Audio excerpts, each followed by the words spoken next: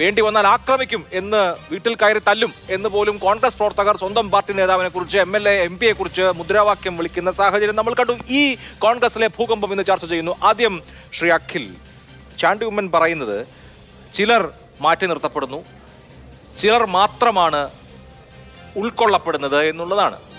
ചാണ്ടി ഉമ്മൻ അദ്ദേഹം യൂത്ത് കോൺഗ്രസിന്റെ സംഘടനാ പ്രവർത്തന പാരമ്പര്യം എന്നുള്ളതിനേക്കാൾ ഉമ്മൻചാണ്ടിയുടെ മകൻ എന്ന മേൽവിലാസത്തിൽ അറിയപ്പെടുന്ന നേതാവാണ്. അദ്ദേഹത്തെ കോൺഗ്രസ് പാർട്ടി ടിക്കറ്റ് കൊടുത്ത് സ്ഥാനാർത്ഥിയാക്കി MLA ആക്കി. അദ്ദേഹം നിയമസഭാ അംഗമാണ്. അദ്ദേഹത്തിന്റെ രാഷ്ട്രീയ ജീവിതത്തിന്റെ ചെറുപ്പം മാത്രമാണ്. ഇതിനപ്പുറം എന്താണ് ഒരു പാർട്ടിക്ക് ചെയ്യാൻ കഴിയുക എന്ന് ആ പാർട്ടിയുടെ പ്രവർത്തകർ സ്വാഭാവികമായും തിരിച്ചു ചോദിക്കില്ലേ? ഇപ്പോൾ ചാണ്ടി ഈ പരാതി പറഞ്ഞു വരേണ്ട സാഹചര്യം എന്താണ്? അല്ല, ഞങ്ങൾ ഈ ചർച്ചയ്ക്ക് തന്നെ കാരണമായിട്ടുള്ളത് എന്താ, ചാണ്ടി ഉമ്മൻ്റെ സ്റ്റേറ്റ്മെൻറ്റിനെ കുറിച്ചാണ് പ്രിയപ്പെട്ട അഭിലാഷ് ഇവിടെ സൂചിപ്പിച്ചത്. ഒരു കാര്യം ഞാൻ ചോദിച്ചോട്ടെ, കോൺഗ്രസിൻ്റെ ചരിത്രവും പാരമ്പര്യവും നിങ്ങളൊന്ന് പരിശോധിച്ച് നോക്കുക. എന്താണ് കോൺഗ്രസിൻ്റെ പാരമ്പര്യം? കോൺഗ്രസിൻ്റെ പാരമ്പര്യത്തിൽ എവിടെയാണ് അഭിപ്രായ സ്വാതന്ത്ര്യം ഇല്ലാതിരുന്നിട്ടുള്ളത്? ഏത് കാലത്താണ് നേതാക്കന്മാർ അഭിപ്രായം പറയാതിരുന്നിട്ടുള്ളത്? നേതാക്കന്മാർ മാധ്യമങ്ങളുടെ മുന്നിൽ തന്നെ വന്ന അഭിപ്രായം പറഞ്ഞ എത്രയോ നേതാക്കന്മാർ ഇന്ന് ഈ കാലഘട്ടത്തിലും സജീവമായി കോൺഗ്രസ് നേതൃത്വത്തിൽ ഇരിക്കുന്ന ആളുകളുണ്ട്. മുൻപ് എത്രയോ തവണ കോൺഗ്രസിൻ്റെ ഗവൺമെൻറ് ഉണ്ടായിരുന്ന സമയത്ത് ആ ഗവൺമെൻറ്റിൽ ഇരിക്കുന്ന മുഖ്യമന്ത്രിക്കെതിരെ ഉൾപ്പെടെ സ്റ്റേറ്റ്മെൻറ്റ് പറഞ്ഞ ആളുകളുണ്ട്. അപ്പോൾ കൃത്യമായി പാർട്ടിയുടെ പ്രസിഡന്റിനെതിരെയാണെങ്കിലും പ്രതിപക്ഷ നേതാവിനെതിരെയാണെങ്കിലും അല്ലെങ്കിൽ കോൺഗ്രസിൻ്റെ മുഖ്യമന്ത്രിക്കെതിരെയാണെങ്കിലും അഭിപ്രായം പറയാനുള്ള സ്വാതന്ത്ര്യമുള്ള പാർട്ടിയാണ് ഇന്ത്യൻ നാഷണൽ കോൺഗ്രസ്. അത് ചാണ്ടി ഉമ്മൻ പറഞ്ഞതുകൊണ്ട് അത് എന്തോ കടുത്ത അപരാധമായി പോയി, അത് വലിയ തെറ്റായി പോയി എന്നുള്ള രീതിയിലുള്ള ആ ഒരു ചിത്രീകരണം അതൊരിക്കലും ശരിയല്ല. അതിന്റെ കാരണം എന്ത് എന്നുള്ളതാണല്ലോ പ്രധാനം. ഇപ്പൊ ചാണ്ടി ഉമ്മൻ എങ്ങനെ അവഗണന നേരിടുന്നു എന്നുള്ളതാണ്. ചാണ്ടി ഉമ്മനെ സംബന്ധിച്ച് അദ്ദേഹം MLA ആണ്. അദ്ദേഹത്തെ സംബന്ധിച്ച് പാലക്കാടോ അല്ലെങ്കിൽ ചേലക്കരയിലോ പോയി തെരഞ്ഞെടുപ്പിൽ പ്രവർത്തിക്കാൻ പ്രത്യേകിച്ച് ആരുടെയും ക്ഷണം ആവശ്യമുണ്ടെന്ന് ഞാൻ വിചാരിക്കുന്നില്ല. അദ്ദേഹം തെരഞ്ഞെടുപ്പ് ഘട്ടത്തിൽ സ്ഥാനാർത്ഥി ഉമ്മൻചാണ്ടിയുടെ ശവകുടീരം സന്ദർശിക്കാൻ വരുമ്പോൾ അദ്ദേഹത്തെ അവിടെ കാണുന്നില്ല. മാധ്യമങ്ങളിൽ വാർത്ത ഉണ്ടാവുന്നു, മനഃപൂർവ്വം ഒഴിവാക്കിയതാണ് എന്ന മട്ടിൽ. അതിനുശേഷം ജയിച്ച ശേഷം വരുമ്പോഴും അദ്ദേഹം അവിടെ ഉണ്ടാവുന്നില്ല. ഇങ്ങനെ ആരാണ് യഥാർത്ഥത്തിൽ ഇക്കാര്യത്തിൽ ചാണ്ടി ഉമ്മനെ സംബന്ധിച്ച് കോൺഗ്രസ് പ്രവർത്തകനായി നേതാവായി നിൽക്കാൻ ആരുടെയെങ്കിലും ക്ഷണം ആവശ്യമുണ്ടോ? അതങ്ങനെയല്ല. നമ്മുടെ ഒരു പാർട്ടിയുടെ ഒരു രീതിയിൽ വളരെ കൃത്യമായി തന്നെ പറയാൻ ആഗ്രഹിക്കുന്നു. നമ്മളിപ്പോൾ പാലക്കാട് തെരഞ്ഞെടുപ്പ് നടന്നു, ചേലക്കരയിൽ തെരഞ്ഞെടുപ്പ് നടന്നു, വയനാട് പാർലമെൻറ്റിൽ തെരഞ്ഞെടുപ്പ് ഉണ്ടായിട്ടുണ്ട്. അവിടെ എല്ലാം ഓരോ പ്രധാനപ്പെട്ട ആളുകളെ അസൈൻ ചെയ്ത് അവിടെ മണ്ഡലം തലത്തിൽ ഓരോ ആളുകൾക്ക് ചാർജ് കൊടുത്തു, MLA മാർക്ക് ചാർജ് കൊടുത്തു, നിയോജക മണ്ഡലം തലത്തിൽ MP മാർക്ക് ചാർജ് കൊടുത്തു. അപ്പോൾ അത്തരം ചാർജ് കൊടുക്കുന്ന ഒരു സാഹചര്യത്തിൽ പോലും എവിടെയെങ്കിലും ചാണ്ടി ഉമ്മനെ ഒഴിവാക്കപ്പെട്ടിട്ടുണ്ടെങ്കിൽ നമ്മൾ അവിടെ വേണം പരിശോധിക്കാൻ. അപ്പോൾ അദ്ദേഹത്തിന് അത്തരത്തിലൊരു ആശങ്കയുണ്ടെങ്കിൽ അത് കേൾക്കാൻ പാർട്ടി നേതൃത്വം തയ്യാറാകണം. അത്തരത്തിലൊരു ആശങ്കയുണ്ടെങ്കിൽ അത് അദ്ദേഹം ഈ പാർട്ടിയിലെ താങ്കൾ പറഞ്ഞതുപോലെ പ്രധാനപ്പെട്ട MLA ആണ്. അദ്ദേഹം ഉമ്മൻചാണ്ടിയുടെ മകനാണ്. അതിനേക്കാൾ അപ്പുറത്തേക്ക് താഴെത്തട്ടിൽ KSUവിൽ നിന്നും യൂത്ത് കോൺഗ്രസിൽ നിന്നും ഒക്കെ പ്രവർത്തിച്ച് വന്ന ഒരു ചെറുപ്പക്കാരൻ തന്നെയാണ് അദ്ദേഹം. അക്കാര്യത്തിൽ ഒരാൾക്കും സംശയം ഉണ്ടാവില്ല. അപ്പോൾ ചാണ്ടി ഉമ്മന് അത്തരത്തിൽ ഒരു ആശങ്കയുണ്ടെങ്കിൽ അത് കേൾക്കാൻ നേതൃത്വം തയ്യാറാകണം. അത് മാത്രമേ നമുക്ക് പറയാനുള്ളൂ. നേതൃത്വം കേൾക്കാൻ തയ്യാറാവുന്നില്ലേ? നേതൃത്വം തയ്യാറാവുന്നില്ല എന്ന് പരാതിയുണ്ടോ? അല്ല, ഞാൻ അവിടെ ഒരു വളരെ കൃത്യമായ ഒരു ക്ലാരിഫിക്കേഷൻ തരാൻ ആഗ്രഹിക്കുകയാണ്. ഇവിടെ കോൺഗ്രസ് നേതൃത്വം കഴിഞ്ഞ കുറച്ചു കാലമായി പറയുന്നത് തലമുറ മാറ്റം, നേതൃമാറ്റം എന്നൊക്കെ നമ്മൾ ചർച്ച ചെയ്യപ്പെടുന്നുണ്ട്. എനിക്കൊന്ന് മാധ്യമങ്ങൾ പലപ്പോഴായി തലക്കെട്ടായിട്ട് ഇത്തരം കാര്യങ്ങളൊക്കെ പറയാറുണ്ട്. ഇവിടെ തലമുറ മാറ്റമാണ്, നേതൃമാറ്റമാണെന്ന്. പക്ഷേ എന്നെ സംബന്ധിച്ചിടത്തോളം വളരെ വ്യക്തമായി ഞാൻ പറയാൻ ആഗ്രഹിക്കുന്നു, ഇവിടെ തലമുറ മാറ്റമല്ല, മറിച്ച് ഇവിടെ ഒരു ശൈലി മാറ്റമാണ് ആവശ്യം എന്നുള്ളത് പറയാതിരിക്കാൻ കഴിയില്ല. വളരെ കൃത്യമായി പറയാൻ ആഗ്രഹിക്കുന്നു, കോൺഗ്രസ് നേതൃത്വം തന്നെ ഒറ്റക്കെട്ടായി ഒരു ശൈലി മാറ്റത്തിന് തയ്യാറാകണം. അല്ല, നേതൃത്വം എന്ന് പറയുമ്പോൾ നേതൃത്വം എന്ന് പറയുന്ന ഒരു കൂട്ടായ്മയാണല്ലോ. ശൈലി വ്യക്തികൾക്കല്ലേ ഉണ്ടാവുക. ഏത് വ്യക്തിയാണ് ശൈലി പറഞ്ഞോളൂ.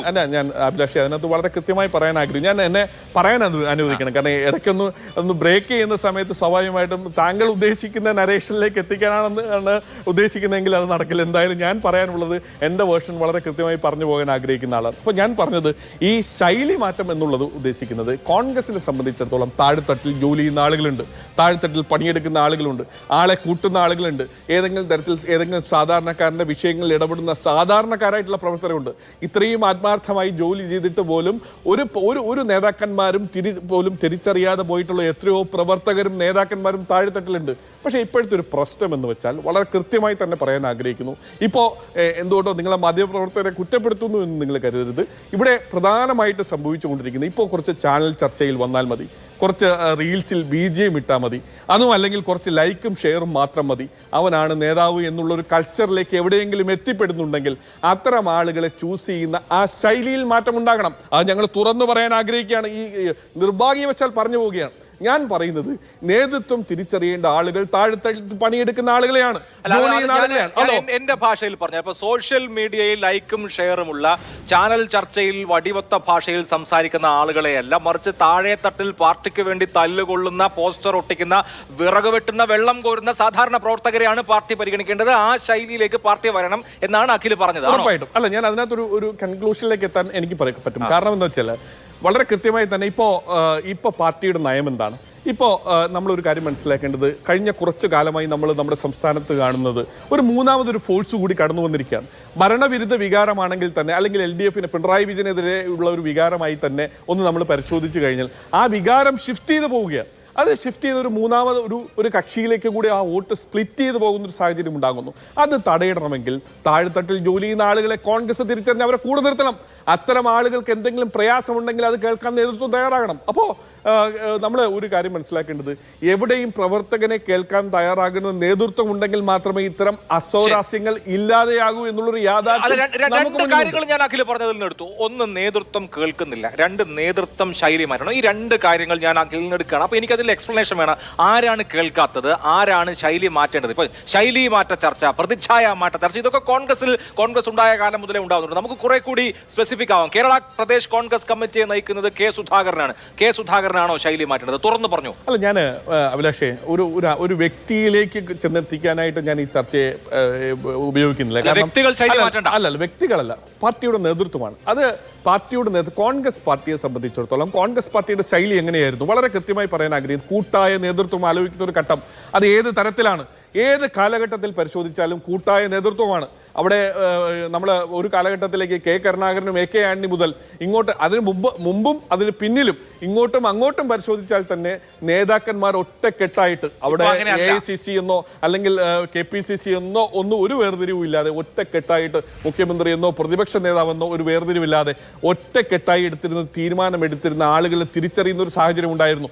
അത്തരം സാഹചര്യത്തിലേക്ക് കോൺഗ്രസ് നേതൃത്വം തിരിച്ചു വരണമെന്നുള്ളതാണ് ഞങ്ങൾ പറയുന്നത്. ഞാൻ പറയുന്നത് ഒറ്റക്കെട്ടായ അല്ലെങ്കിൽ ഒരുമിച്ചുള്ള എല്ലാവരെയും അക്കോമഡേറ്റ് ചെയ്തുകൊണ്ടുള്ള തീരുമാനങ്ങളല്ല ഇപ്പോൾ ഉണ്ടാകുന്നത്. കോൺഗ്രസ് പാർട്ടിയിൽ ഒരാളുടെ തീരുമാനം അടിച്ചേൽപ്പിക്കുകയാണ് എന്നാണോ, അതോ ഏതാനും ചിലർ അവരുടെ തീരുമാനം അടിച്ചേൽപ്പിക്കുകയാണോ? ഏതാണ്? ഞാൻ വളരെ കൃത്യമായി പറയുന്നത്, എന്റെ വാചകത്തിലേക്ക് അഭിലാഷ് വന്നാൽ തീരാവുന്നതേ ഉള്ളൂ ഈ പ്രശ്നം. വളരെ കൃത്യമായി എന്റെ വാചകം ഇത്ര മാത്രമാണ്. ഇവിടെ സെലിബ്രിറ്റി സ്റ്റാറ്റസിനേക്കാൾ അപ്പുറത്തേക്ക് താഴെത്തട്ടിൽ ആത്മാർത്ഥമായി ജോലി ചെയ്യുന്ന പ്രവർത്തകരെ കേൾക്കാൻ നേതൃത്വം തയ്യാറാകണം. ആ ആളുകളെ തിരിച്ചറിയണം. ഇപ്പോ പാർലമെന്ററി ജനാധിപത്യത്തിലേക്ക് ഒരാളെ കൊണ്ടുവരാനായിട്ട് ഇപ്പൊ നിയമസഭയിലേക്കോ കോർപ്പറേഷൻ തെരഞ്ഞെടുപ്പിലേക്കോ പഞ്ചായത്ത് തെരഞ്ഞെടുപ്പിലേക്കോ നമ്മുടെ ലോക്സഭാ തെരഞ്ഞെടുപ്പിലേക്ക് ഒരാളെ കൊണ്ടുവരികയാണെങ്കിൽ പോലും ആ ആളെ തിരഞ്ഞെടുക്കുന്നതിനകത്ത് അവർ ചെയ്യുന്ന ജോലിയെ പറ്റി കൃത്യമായ ബോധ്യം നേതൃത്വത്തിന് ഉണ്ടാകണം. അതാണ് ഞാൻ ചൂണ്ടിക്കാണിക്കുന്നത്. ശരി.